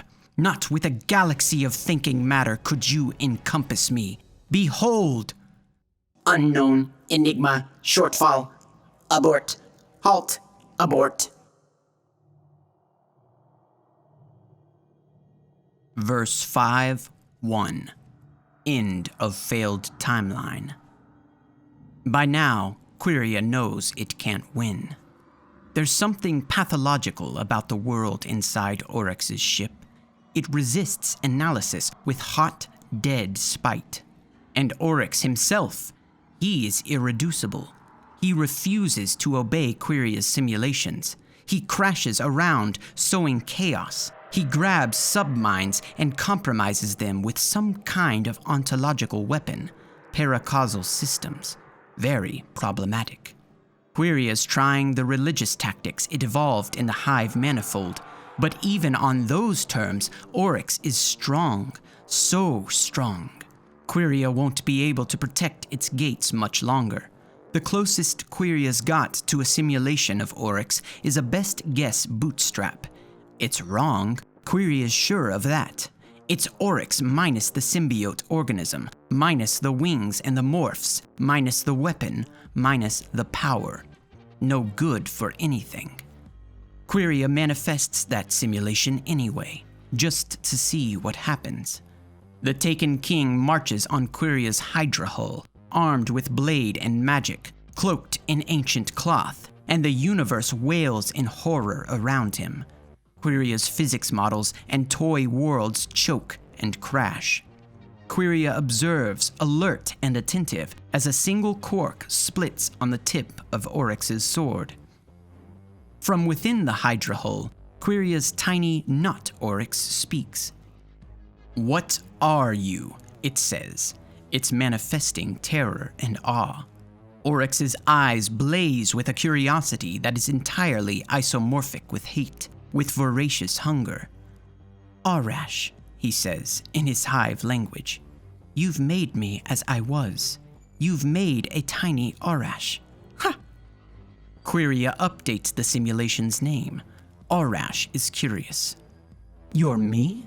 You're me as I become." Oryx kneels, his blade on his left shoulder. Quiria is firing every available weapon at him, but his wards don't break. He looks into Quiria's sensors through the hammering fire and he says, "Child, I have everything you wanted. I am immortal. I know the great secrets of the universe. I have scouted the edges of the darkness, and I have chased the lying god down galactic arms in a howling pack of moons. In my fist, I carry the secret power that will rule eternity. In my worm, I bear the tribute of my court and of my children, the Hope Eater, the Weaver, and the Unraveler. And with this tribute, I smash my foes. I am Oryx, the Taken King. I am Almighty." Quiria samples the Teox intelligence retrieved from the Ecumene Gate. There are useful names. It feeds them to the simulation. "What about your sisters?" Arash asks his future self. "Sathona, Jiro, are they with you?" The Taken King's fangs glint. That sound might be a laugh, or a hiss. Quiria shuts down its weapons and puts all its spare resources into sending telemetry to the Greater Vex. There will be points in space and time where this data is vital. There will be great projects undertaken in the study of this ontological power, this throne space. "Where are my sisters?" Arash shouts. "What have you done with my people? What have you done?" But Oryx's fist is full of black fire, and the next thing Quiria sees is a light like stars.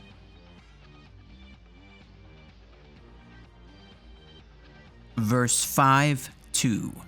Strict Proof Eternal. "I have a gift for you," says Oryx. Savathun, Witch Queen, looks at him with dry wariness. "Is it the sword logic I need to go into the deep and take your power for myself?" Their echoes move along the war moons, walking together on the hull of a 2,000-year-old warship. Savathun's fleet has assembled here, in preparation for an assault on the gift mast. The deep is headed that way, on the trail of its prey, and the Hive will be its vanguard. "It's a Vex I captured. Quiria, blade transform. It made an attempt to puncture my throne. I thought you might enjoy studying it." Oryx pauses, digesting. Through the bond of lineage, he can feel Crota killing, worlds and worlds away, and it tastes like sweet fat. "Quiria contains a Vex attempt to simulate me.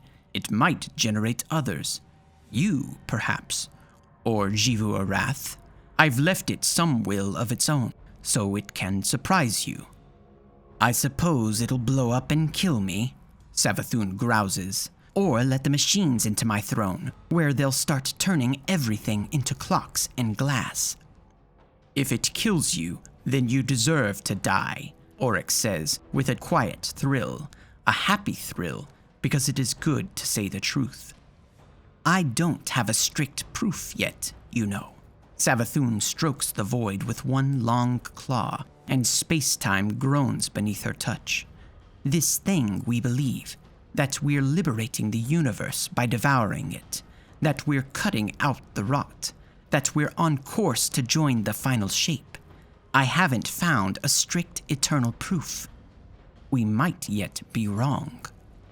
Oryx looks at her, and for a moment, just a moment, he is nostalgic. He is sentimental. He thinks, imagine the years behind us, the things we've done. And yet, being old doesn't feel like a scar, does it? It hasn't left me dull. I feel alive, alive with you, and every time I step back into this world from my throne, I feel like I'm 2 years old again, at the bottom of the universe, looking up. But he says, sister, it's us. We're the proof. We, the Hive. If we last forever, we prove it. And if something more ruthless conquers us, then the proof is sealed. She looks back at him with eyes like hot needles. I like that, she says. That's elegant. Although, of course, she has had this thought before. Verse 5:3.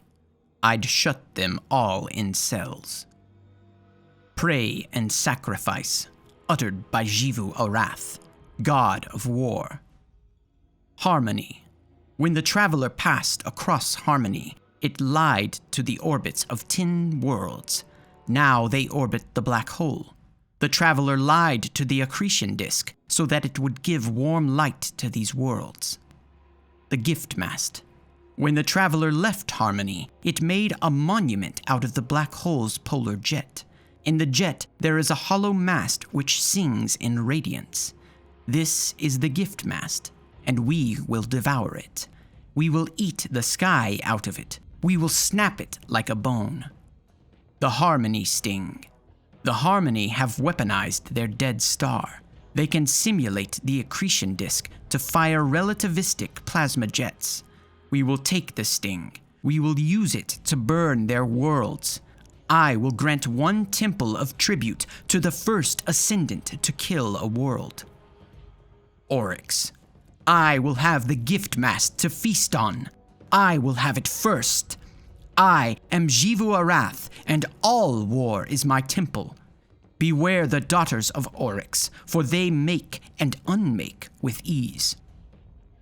Savathun. The deceitful sister will be distracted by the arcana and the song of the black hole. Treat her broods with contempt. The traveler. We chase it, and we will devour it. The deep will rule the cosmos. The dragons. Our gods should be ours alone. Their smug freedom is an insult to me. I'd shut them all in cells. Bring them to me.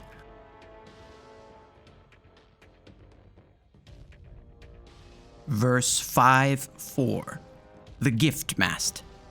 The gift mast. It towers above this star system like a monument to treason. It beams with silver light. It sings a radio lullaby made of soothing lies. In its light live the Harmony, and they are now our prey. Now arrives Xivu Arath at the head of her armada. She fights the Harmony for 50 years with strategies and discipline. But the Harmony turn to dragon wishes, and their wishful bishops wrestle Xivu in the ascendant plane. Xivu falls into deadlock. Next arrives Savathun, flanked by her chorus and her celebrants. They trick their way onto Harmony in disguises, so that they might vivisect these dragons. The worm, our god, laughs and laughs. For 100 years, Savathun keeps secret covens among the Harmony. But first of all was Oryx, whose brood grew in secret places in the rubble of the accretion disk. The first navigator sends rocks and comets to crash into the Harmony worlds, so that the Harmony fleet will be disarrayed. He sends seeders to infiltrate the Harmony worlds with his broods. Here at the center of the 5th book, the Hive has grown so mighty that it has made the annihilation of all false life routine. Xivu Arath kills the wishful bishops, and Savathun achieves some secret purpose, and Oryx's court tears down the gift mast. The Harmony people wail in terror, and they throw themselves into the silver lakes of Anna Harmony to drown. "Come," saith Oryx, "eat of the gift mast, for I am a generous god. Of its pieces, I claim only 2 out of every 5. The mast is full of the light of the traveler. It's full of the marrow taste of the sky. All who eat of it are filled with the ecstatic certainty that they serve a great and necessary purpose." Then saith Savathun, "Siblings, listen. We must part ways a while, so that we may grow different." She flies her war moons into the black hole. Her throne becomes distant. Saith Xivu Arath, "King Oryx, you take up too much space. Your power constrains too many choices. I must go away from you." She flies her war moons away into the night. Her throne is barred shut. Then Oryx was alone. He spent a while in thought, and those thoughts are recorded here.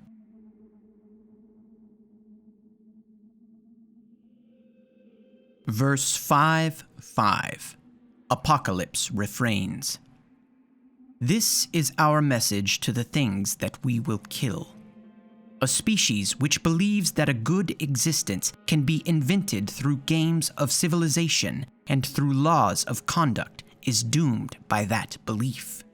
They will die in terror.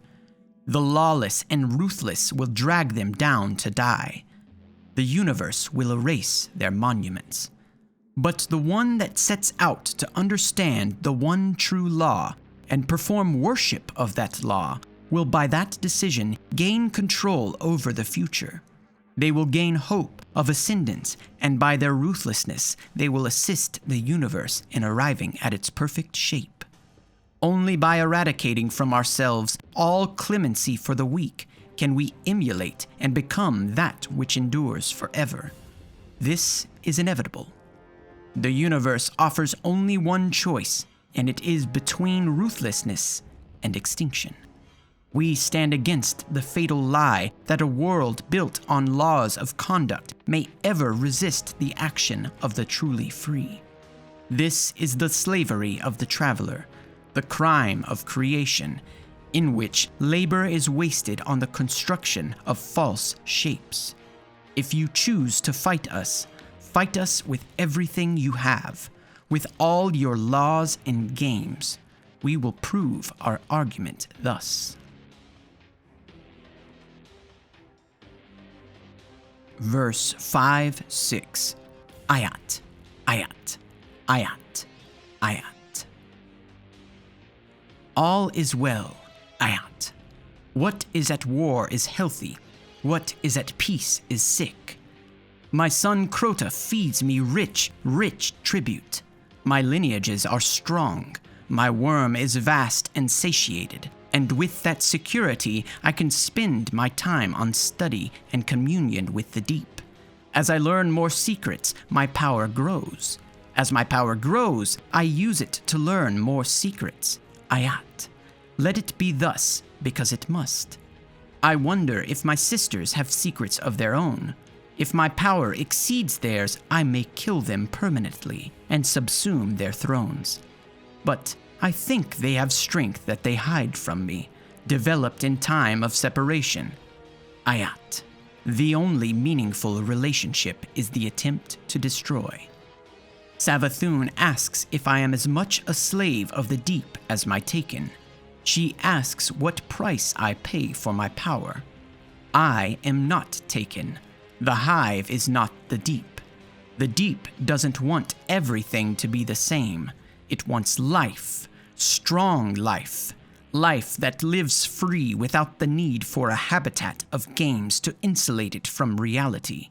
When I make my taken, I make them closer to perfect. I heal their wounds and enhance their strengths. This is inherently good. Aiat. The only right is existence. The only wrong is non-existence. I am Oryx, the first navigator, the taken king. Aiat. Let me be what I am, because to be anything else would be fatal. Verse 5, 7. Forever and a blade.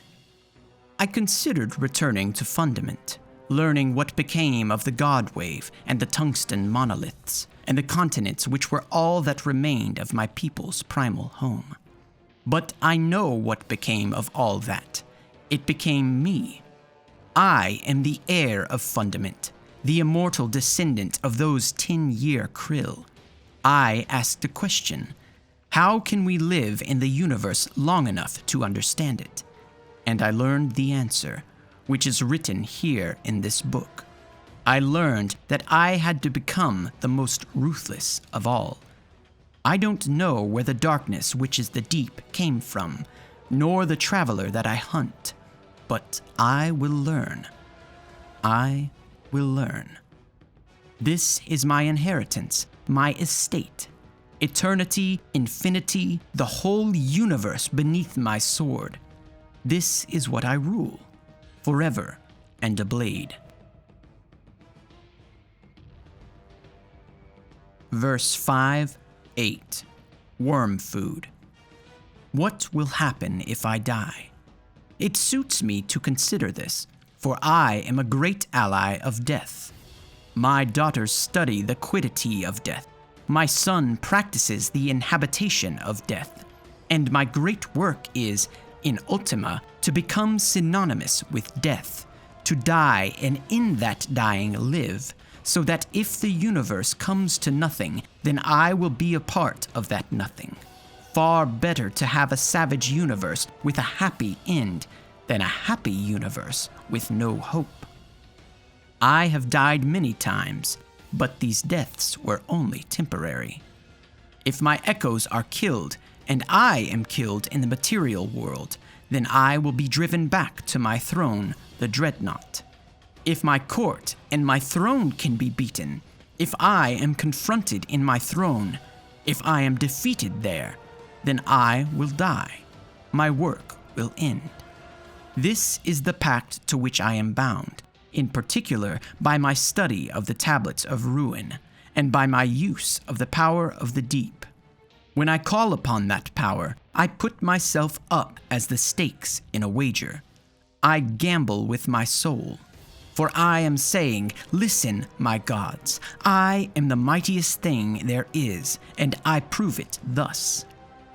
Lately, I have realized how much I depend on Crota and my daughters, and even upon my court. If I lost them, my outlays would exceed my intakes. My tribute would not be enough to feed my worm. But this is proper, for if I lost them, it would be because they were not mighty enough, and then I would be a bad father, a bad king. I must test them and fight with them to keep them strong. This is my geese.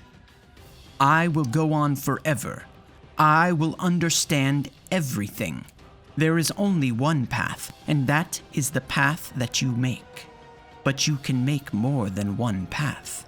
Break your cell's bars, make a new shape, make the shape from its path. Find your cell's bars, break out of the bars, find a shape. Make the shape from its path, eat the light, eat the path. If I fail, let me be worm food. Verse 5, 9. I'll make sure. I have made preparations. If I am defeated, I know it will be because my understanding of the universe was incomplete. I failed to anticipate some strategy, some nemesis, perhaps Teox, if she still lives. If I am defeated, I know that I will fall to something mighty, something that craves might, something that loves what I love, which is the deep, a principle and a power. The versatile protean need to adapt and endure, to reach out and shape the universe entirely for that purpose, to mutate and redesign and test and iterate so that it can prevail, can seize existence and hold it, certain that this is everything, that there is nothing to life except living. And it has two faces, yet it is one shape. One face is the objective, which is obvious, and the other face is that will to sacrifice things and ideas for a single mission.